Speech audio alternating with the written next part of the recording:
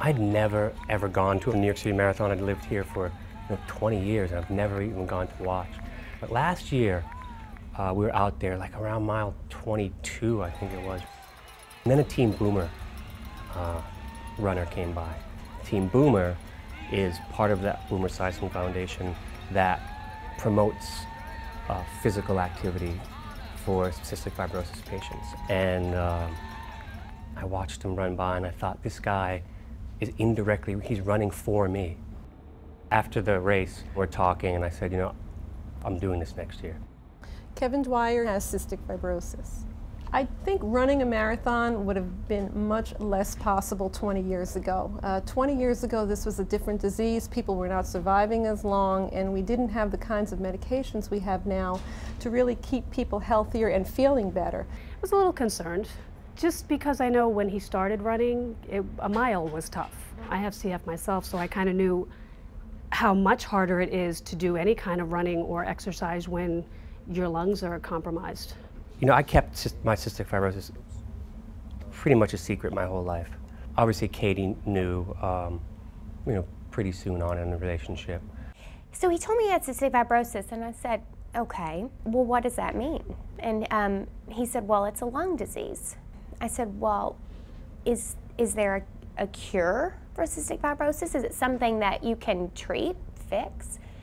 And he said, well, no, there's no cure. He said, and the life expectancy has really grown in years. And I thought, that's great. And then he said average life expectancy was 39. I thought, well, that doesn't leave us very much time. I remember thinking, you can't help who you fall in love with, and Kevin's who I fell in love with. There's those days where I really struggle, and I can sort of, I think about it more than I think I would if I wasn't writing the blog. August 19th. Oh, the ups and downs of marathon training. September 9th. It's been a tough week. My lungs are not cooperating this week. October 1st. I am sick and tired of coughing. October 12th. I went to my doctor today. 2 weeks to go. Took it slow and didn't stop once. 1 week to go. I just looked at the schedule for the coming week and I got nervous. 4 days to go until the main event. I never listen to music when I run, but being a movie buff, I think I'll probably listen to some soundtrack Saturday night to get me pumped. Not that I need any extra motivation to take on CF.